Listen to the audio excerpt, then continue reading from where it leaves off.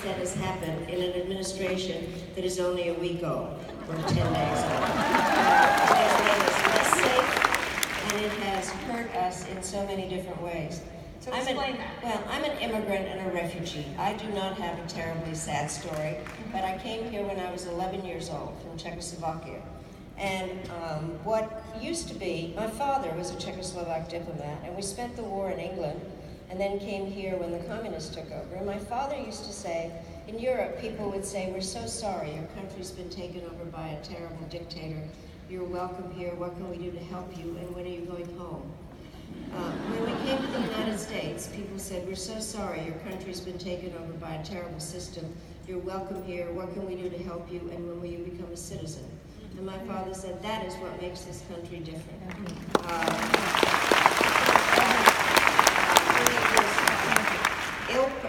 Unprepared, the way the whole thing was rolled out. It did not look at the unintended consequences, which are that we now are having even more problems with countries that are the designated on this.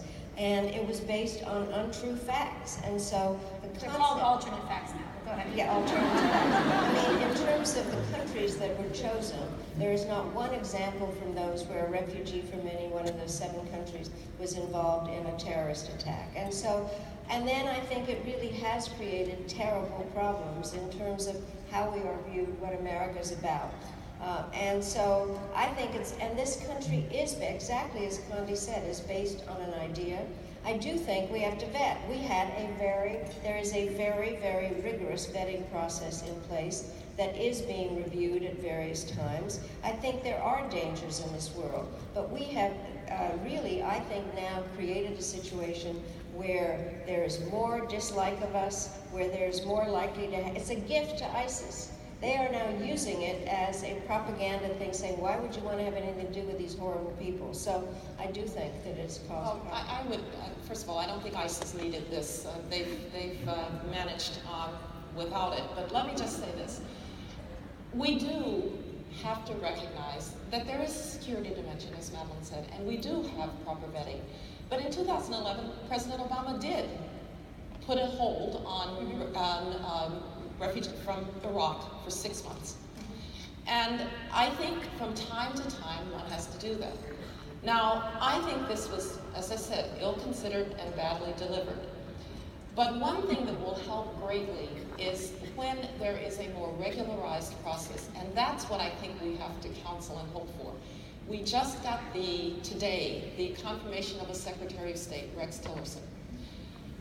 We have a very good Department of Homeland Security Secretary in John Kelly. We have a very good Secretary of Defense in Jim Mattis.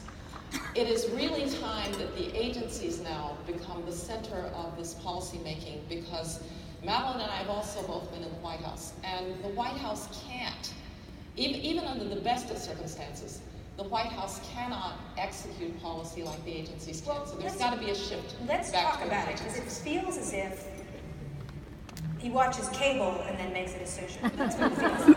Literally, I was saying earlier, like I literally get in the shower and suddenly we're not speaking in England, like, or something like that. But talk about that policy. Yeah, but let me just say something. Let me say something. He will give power to those people. I don't know.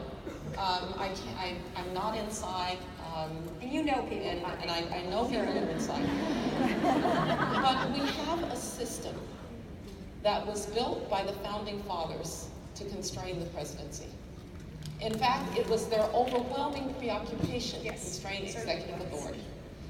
We have 2 houses of Congress with 535 people. We have 3 branches of government.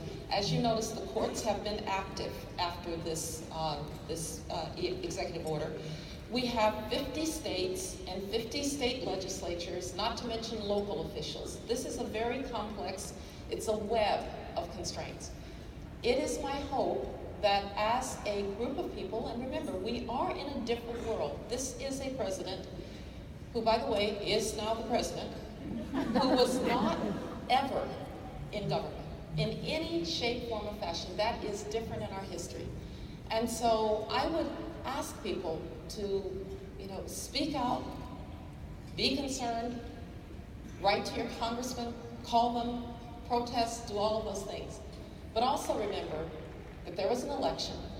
This is our president, and we're all going to have to try to make it work.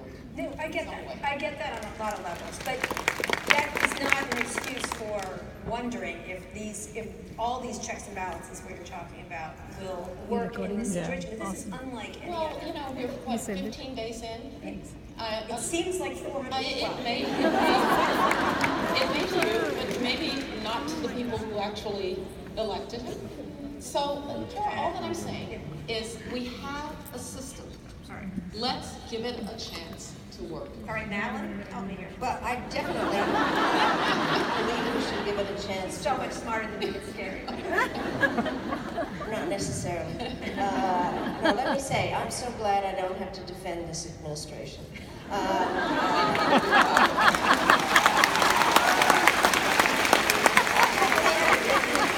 I think the following thing I find fascinating. I teach also, and the first article of the Constitution is about the power of Congress.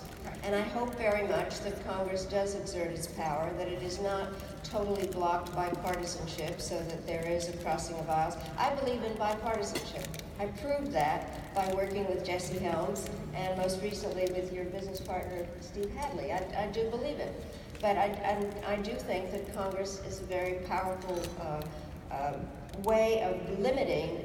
As you said, we didn't want George III. I mean, what we really wanted was to have a government where there is the balance, the checks and balances. So we have to see it work. I don't like the way already people are kind of making fun of members of Congress for getting angry or being able to give a talk. I just was listening this morning in terms of some senators who really were explaining why they didn't want Jeff Sessions as Attorney General.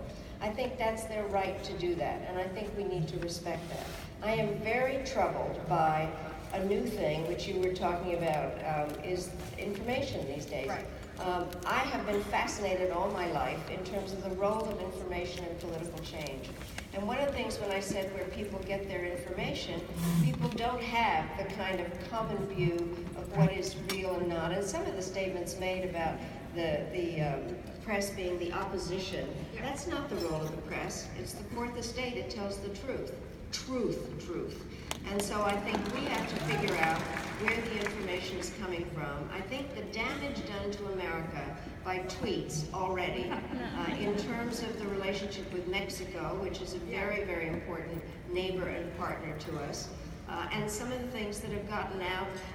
I respected the president that Condi worked for, the two of them, because I do respect elections. I don't respect, I think the bureaucracy always needs some disruption. It does not need destruction, and I'm very troubled by what I've seen in Get to that, Condi, the idea of tweets. Did you ever, you're a very elegant woman, did you ever imagine the diplomacy would be done by the Mexican president saying, fuck you? Look, thank goodness we didn't live then in the era of social media. I can't see you going, yes, Right. screw you, We did Russia. not. We did not. And of course, I believe that when the President of the United States speaks, it has to be considered, it has to be careful, and all of those things are true. I just want to repeat, I actually haven't counted it, maybe 15 days in here. Yeah. And this is a very different group because they've never been near the government. And I will tell you, in a year, if we're still operating this way, I may have a different view. Right. So if, But if he starts to go Ukraine, sad. But I'm telling everybody, and that includes my friends who are former foreign ministers and current foreign ministers. But they're probably calling you like, Condi, what the hell? Let's just try to settle in and let this all settle in. And I do think, again, getting the message and the work and the policy back into the agencies is absolutely crucial here. You have some very sophisticated and very experienced secretaries who know how to do this, and it's important. Oh, I want Rex that to they take get over this. immediately. Well, Trust me. he was confirmed today, so Yeah. that's a good thing. Let's talk about. Let's move away from the election. Talk a little bit about where the key areas are. We're not joking about North Korea. What do each of you think the most critical form? And then we're going to talk. Just so you're aware of the map here. We're then going to talk about what you guys are doing, and as women working in. This is a women's conference. Let's talk about the. There seem to be a lot of women here. Montel. What do you think the key foreign policy, the countries to